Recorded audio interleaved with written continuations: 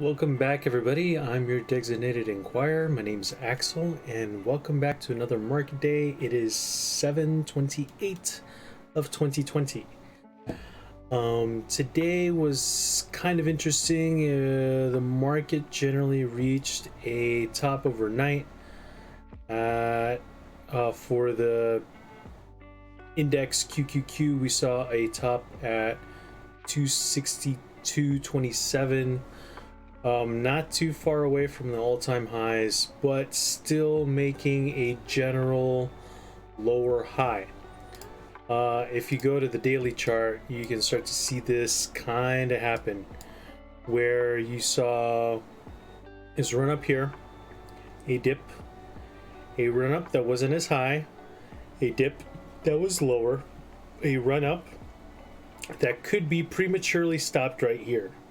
So it's not concrete yet unless we get another couple down days in a row, hopefully in a row, where we can start to dip below this level right here, which is 251.32. If we can dip below 251.32, this market has a good chance of breaking the general gigantic bull market from the March lows. There's a couple things that happened today in terms of news. One of them being that Mitch McConnell was talking about the likelihood of getting something through and what he plans on making sure is through and what his expectations are for being able to pass stimulus this week. Now, stimulus has to be passed this week for unemployment benefits to keep going, for rent and basically eviction moratoriums to stay in place so that people aren't kicked out of their homes, and a few other factors. One of the factors that he's saying that he wants to make mandatory for this bill to pass is for basically liability insurance to be put in place so that companies can't, if they are sued, that there's a liability insurance for it to help them pay those lawsuits that can happen because of coronavirus, but that isn't necessarily a foregone conclusion.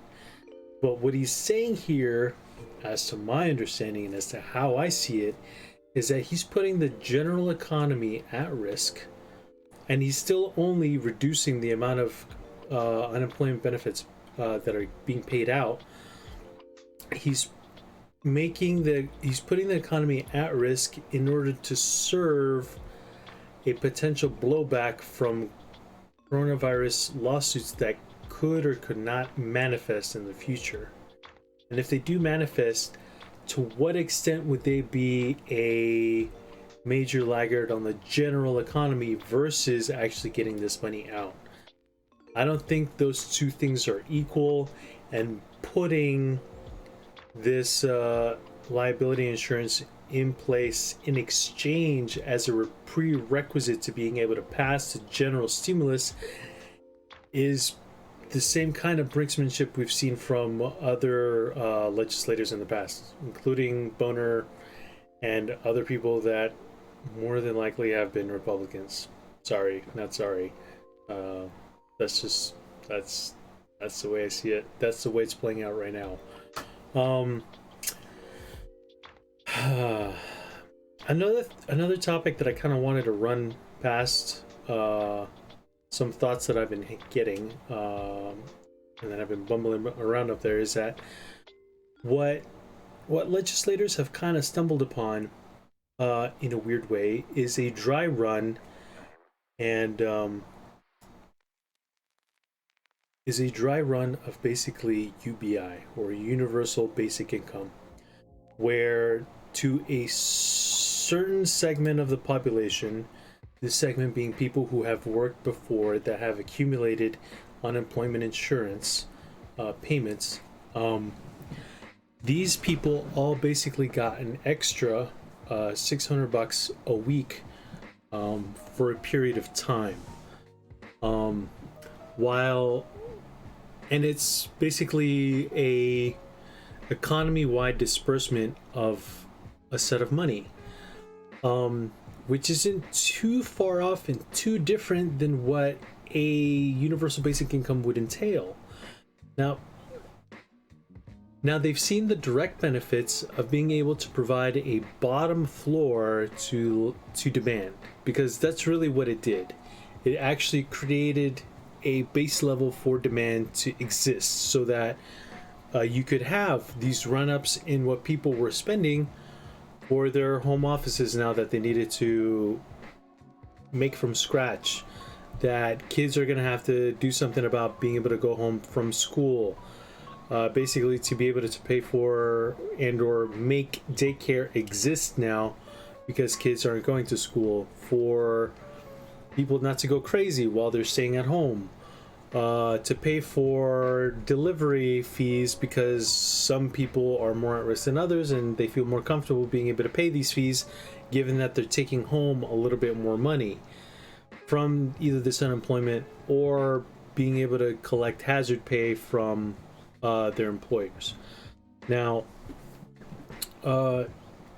UBI wouldn't necessarily work too much differently, and to simply stop unemployment insurance payments from happening simply because that's not how unemployment insurance is supposed to work, and you're still willing to decrease the total amount of money being paid out to the general public, you're gonna be shrinking the economy. You're gonna be shrinking the amount of money people are spending. You're willing to shortchange the amount businesses are going to be receiving in order to drive home a point that unemployment insurance shouldn't be used like this. People are going to feel it. They're going to want this kind of payment into the future, and you're only going to make it more of a stark contrast between having it and not having it. People are going to want this. And considering that during the Democratic primary, UBI was a serious topic that was being brought up by people like Andrew Yang, Bernie Sanders, it's not going to take too much for people to realize that this is probably something that we need going into the future, given how much automation is going to be taking over.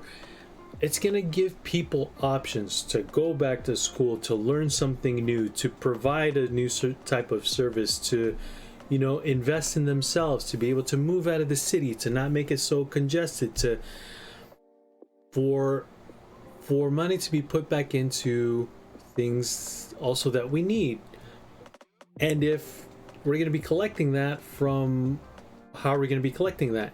Well, an increase in domestic spending by being able to give people directly money is going to mean that the companies in and of themselves are going to owe their increased success to these increased payments that people are getting, that people are spending. And so the amount of taxes that companies should be paying is going to have to be more. But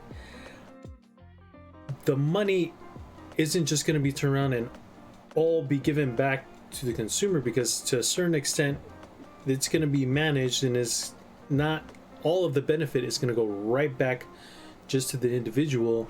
You're also going to be able to do things like be able to pay for education, healthcare, infrastructure, things that, let's face it, Europe has been able to do and we have not.